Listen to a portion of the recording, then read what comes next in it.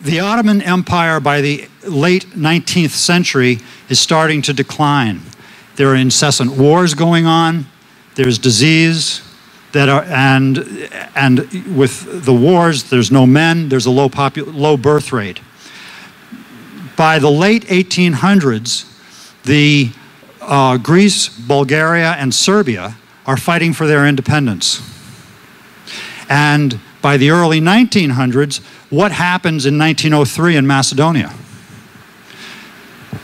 The Ilinden Uprising, right, in Krushevo, right. So now what happens in 1903 is that the Macedonians want this independence. And they look at the countries around them and so they say, we can be independent also. We should be independent. We're Macedonians. Right? And so now what happened, now the next thing that happens is that the Greeks, the Serbs, and the Bulgarians team up. And because the 1903 uprising was a catastrophe for Macedonia. It was crushed instantaneously by the Ottomans, and it was crushed brutally by the Ottomans. But time passes, the three surrounding countries say, we can help Macedonia to become independent. And with Macedonia, they attack and are successful and prevail over the Ottoman Empire. And now, Macedonia, in 1913, in the Treaty of Bucharest, Macedonia is divided equally between Serbia, Bulgaria, and Greece. It's not free yet. Now, this time it was also about the time of the First World War. And at the First World War, we see that, in fact, there was an organization called the International Macedonia Revolutionary Organization that was formed, and Macedonia at this point was part of Serbia. So this organization was formed with the intention, again, of creating an independent state. The kingdom of the monarchy at this time of the Kingdom of Serbs, Croats, and Slavs was renamed to Yugoslavia, and shortly thereafter, Macedonia, the region of Macedonia, became one of the 6 states in the Yugoslavian Federation. Well, World War II comes around. All of a sudden, Macedonia now is under the rule of Tito and is now a communist country. Tito died in 1980. And wars continued. Countries were looking for independence. Between 1990 and 1992, all of the Yugoslav republics, the states, were now independent. And in January of 1992, Macedonia achieved its independence.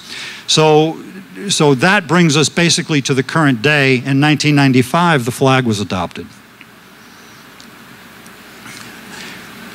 So I've kind of gone through, without moving these slides, unfortunately, I've gone through all of these pieces. So even the flag is significant. And because red has been a historical color for the Macedonian people, and the sun has been an important symbol going back to the time of Alexander the Great. And so this flag was created in 1995 and became official in 1995, and the representation of the new Sun of Liberty is part of the national anthem of Macedonia. So why did I tell you this history? Because I'm not a historian by any stretch of the imagination, as you can tell, but I wanted to express the fact that Macedonia has an amazing cultural and ethnic history, which is part of today's reason to visit. And that cultural and ethnic history is just complete diversity within its own region. We have, of course, amazing cities and towns. We have ancient frescoes, and there's a photo out there of a fresco that I found in a cave that goes back to the 11th century. And this is 500 years before Michelangelo is painting on the Sistine Chapel ceiling. So just imagine, 500 years, the age of North America from the time Columbus discovered it, before Michelangelo. And we have frescoes back there that are this old. We have a wonderful people, and the time that I spent, and I know the time that Susan and Karen spent in Macedonia was just fabulous, and we met wonderful people. We ate wonderful food. We saw just tremendous monasteries, ancient monasteries. There are excellent museums, and of course the tradition goes on. So without going through the details of this slide, I would just say that Macedonia is a very high-value place, a very high-value tourist destination. And if you haven't been there, I would definitely encourage you to go.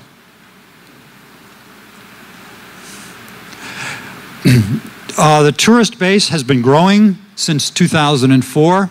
2009 was not a good year, but it wasn't a good year anywhere because of the worldwide recession.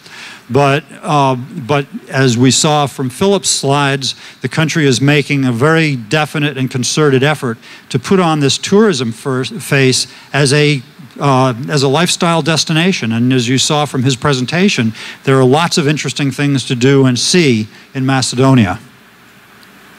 So, why Photograph Macedonia? To start with, I'd like to invite you to join us. This is not a photographic tour or a hiking expedition for people in New Jersey. This is a photographic tour and a hiking expedition for people. I don't care where you are. If you have an interest in Macedonia, you're welcome to join us, and we'd be delighted to have you join us.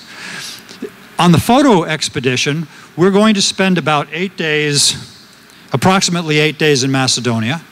And we'll be staying in,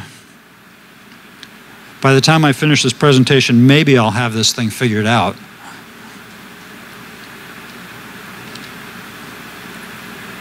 But not yet. Okay, so we're going to be spending probably about 8 days in Macedonia, 3- or 4-star hotels. We're going to include all the meals, ground transportation. In some cities we will have specific guides, or locations will have specific guides. And there'll be 2 professional photographers, myself and Sanko, who is a wonderful guy, amazing, interesting man, who is a well-known photographer. He worked with Charlie Gibson, Nancy Schneiderman, Peter Jennings, who was a Canadian until he died a few years ago, unfortunately from lung cancer.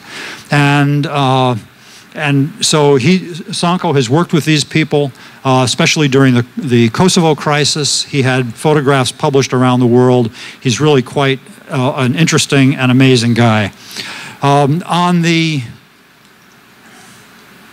hiking side, again, this is for people who are experienced hikers. So if you're a novice, I think that Susan and Karen will address that. And they'll be spending a longer duration in Macedonia next May. We're all going in May. And a 12-day duration, again, staying in very fine hotels, including meals and ground transportation. And these 2 ladies are quite excellent and will provide an outstanding hiking experience throughout Macedonia. You're going to visit some fabulous places. All of these I'm sure that you're familiar with because of your Macedonian backgrounds, so I'm not going to go through the list. And so, why Macedonia? And we'll leave this slide up because Susan and Karen are going to entertain you. And so why Macedonia? Amazing things to see.